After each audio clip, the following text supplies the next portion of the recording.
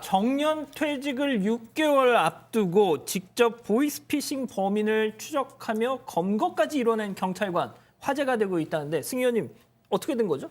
양산경찰서에 계시는 분이세요. 박찬열 경감님이신데 정말 매의 눈으로 이게 발견되었죠. 보통 보이스피싱이라는 게 서민 다중범죄이기 때문에 대통령께서도 반드시 이 범죄는 근절을 하라고 여러 번 말씀을 주셨고 지난 22일 오후 30분경에 양산시 양산역 소재 모 은행 현금 지급 코너에서 계좌 송금을 하던 보이스피싱 송금책을 이제 사기 범죄의 어떤 대상으로 현행범으로 잡았어요. 그러니까 어허. 지금 하고 있는 그 순간에 있는 딱 걸. 잡았다는 거죠. 이게 어떻게 됐는가 하면 송금책에 돈을 이렇게 쌓아놓고 그 ATM에서 돈을 계속 보내고 있는 모습이 이게 매의 눈에 딱 잡혔는 거예요.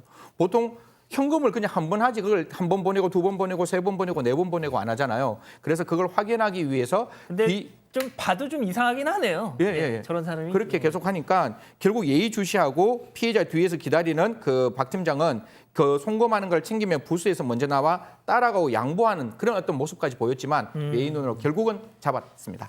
자, 그렇습니다. 뭐 말씀드린 대로 박창렬 경감이 현금 지급기를 이용하던 그 피의자를 수상히 여긴 이유 무엇 때문이었을까요? 직접 한번 들어보시죠.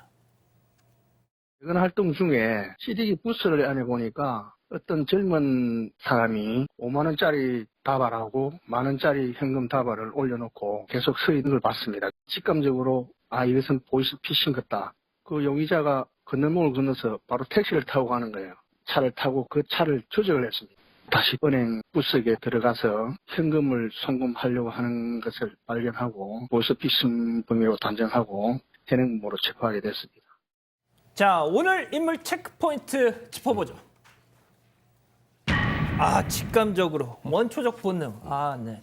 자, 변호사님, 근데 네. 진짜 앞서 뭐 잠깐 얘기를 했지만 요즘에는 진짜 뭐 현금 쓸 일이 별로 없잖아요. 그렇죠. 예, 그러다 보니까 ATM에서 뭐 거의 뭐 결혼식장에 가가지고 부조 이거 하는 경우 아니고선 저 거의 이용해 본 적이 없는데. 근데 사실 진짜 말씀하셨던 것처럼 현금도 많이 쓰지 않는 데다가 현금 인출이 물론 입금 기능도 있긴 해요. 입금 기능을 활용한 분들 제가 거의 보지 못한 것 같아요. 그러니까요. 그것도 뭐 한두 푼도 아니고 5만 원짜리 다발에 1만 원짜리 이만큼을 들고 20대 남성이 인출도 아니고 입금? 거기서 딱 이상했던 거고요. 예. 사실 저 정도 금액을 누군가한테 보낼 땐 보통 어떻게 하나요? 계좌이체죠. 그렇죠. 예, 뭐 저렇게 돈을 이렇게 현금 다발로 집어넣는 일이 별로 없단 말이에요. 그러다 보니까 이거 이상한데 하고 이상하죠. 직감적으로 알게 된 겁니다. 예. 자, 이 기자 근데 딱 이상하다 싶어서 계속 쳐다보니까 이 피의자도 눈치를 딱 채고 택시를 타고 도망갔다는 거잖아요. 근데 또 계속 추적을 했더니 옮겨간 곳에서 또 현금 지급기를 이용해서 그 짓을 또 하더라. 이거 아니에요? 네네. 맞습니다. 이 송금책, 붙잡힌 송금책이 송금하려던 돈이 모두 1,200만 원이었습니다. 아유. 피해자에게 이제 범죄로 받아낸 돈인데 이 중 100만 원을 입금하는 이 과정에서 이 검거가 된 거죠. 이 앞서 말씀하신 그 박 경감이 검거를 했는데 그래서 이 1,100만 원은 보내지 못했습니다. 그래서 회수를 할 수 있었고 이 미리 보냈던 그 100만 원도 이 박 경감이 은행에 미리 얘기를 해서 이 지급 정지 요청을 했고 돈은 보냈지만 그 통장으로 돈을 꺼낼 수 없게끔 이렇게 아하. 조치를 했다고 합니다. 그렇군요. 자, 그러면 여기서 보이스피싱 그 송금책 수사 어디까지 진행됐는지 한번 들어보겠습니다. 진흥팀에서 수사를 하고 있는데 돈을 찾아주면은 돈을 주겠다. 알바를 구한다는 그걸 보고 자기도 뭐 의심은 들었지만은 자기는 모르고 계속 발뺌을 하고 있습니다. 다른 또 여자도 추궁하고 있는 것으로 알고 있습니다. 또 성탄절이 가까워지고 이런 날에 우리 시민들의 그런 피해를 입은 부분에 대해서 조금이라도 제가 보답을 해줄 수 있는 그런 기회가 돼서 너무 저도 행운이라고 생각합니다. 그렇군요.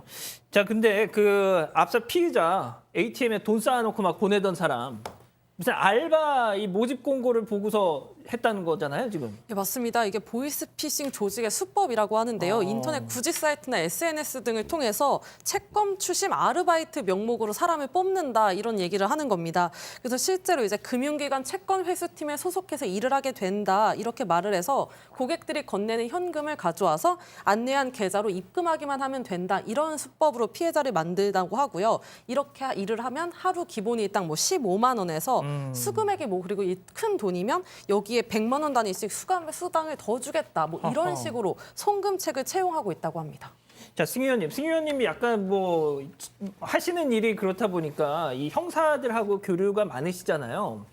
자, 그런데 이제 지난 4월에서 경기도 군포의 한 형사분도 은행에서 돈 가방을 이렇게 막 이렇게 들고 나오던 할머니가 어딘가에 전화 통화를 하면서 막 안절부절 못 하시는 모습을 진짜 길거리에서 이렇게 딱 그 할머니를 보고 나서 아, 이거 뭐 있다 싶어 가지고 해서 그 보이스피싱 그걸 딱 했다는 거 아닙니까? 그 진짜 형사의 감촉 이건데 아 진짜 그런 게 있나 봐요. 한 30년 하신 경찰관 분들 뵈면 처음에는 굉장히 착하세요. 이렇게 눈을 마주치면 정말 선하신 분인데 어떤 순간에 딱 됐을 때 그분의 어떤 초기 발동하면 좀 달라요. 아하. 그래서 그 느낌은 분명히 자기가 30년 동안 국민의 생명과 안전을 지키기 위해서 그렇게 천착했던 직업이기 때문에 딱 분위기 자체가 이게 일반적인 분위기인지 이게 범죄 상황인지 그 피해자가 지금 어떤 상황인지 그런 부분은 분명히 알고 있어서 그 경찰관들이 지금 대한민국의 안전을 여러 가지로 지키고 있는데요. 그 부분에 대해서는 오늘 크리스마스 이브인데 다시 한번 오늘도 아마 근무하시더라고요. 저도 잠깐 진짜요? 만나 뵙고 왔는데 퇴근 안 하세요? 그러니까 우리가 무슨 퇴근 시간이 있습니까? 오늘도 똑같이 저희 6시간까지 일하고 그렇게 퇴근합니다. 라고 하시더라고요. 아유, 그러시구나. 아유, 참. 변호사님, 네. 이 피의자 어떤 처벌을 받을까요? 그러니까 원래 예전에는요.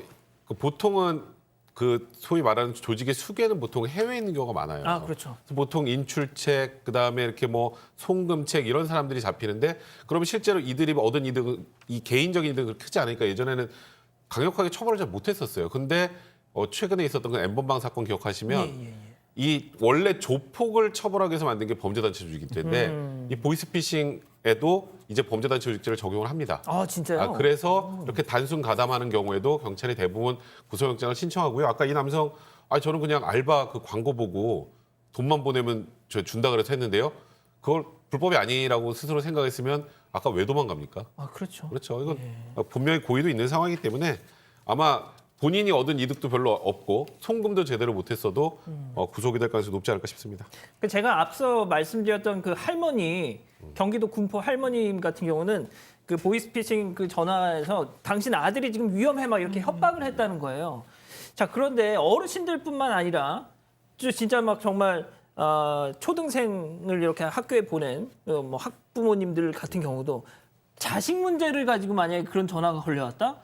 아, 이거는 뭐 많이 배우고 말고를 떠나서 남녀노소를 불문하고 다 정말 내일이 될 수도 있는 걸 텐데 승 의원님 정말 어떻게 해야 이 보이스피싱 여기서 좀 벗어날 수 있을까요? 예방할 수 있을까요? 첫 번째는 예방이 제일 중요하다라고 하는데 요새 그 보이스 피싱이 굉장히 발달해가 있습니다. 그러니까 그런 어떤 그 협박의 형태의 어떤 엄마 나 도와줘 아니면 나 지금 여기 있어 어떻게 이런 것뿐만 아니라 뭐 구글 기프트에 대한 여러 가지 어떤 선물 준다고 해서 그걸 가져오는 경우도 있고 그다음에 뭐 전화를 이렇게 중간에 낚아채는 앱을 또 이용하는 경우도 있고 사실 그 대한민국 정보기관에서 외국에 있는 23개국의 그런 보이스피싱 유형을 다 저희들이 찾아서 그걸 경찰청이나 검찰청에 다 알려줬던 경우도 있는데 지금 사건 중에 가장 대표적인 사건이 검은방에 가서 도박 자금을 주겠으니 금괴를 좀 달라라고 이야기하고 피해자들 그 계좌번호를 알고 난 다음에 그 계좌번호로 피해자들의 돈을 송금하는 거예요.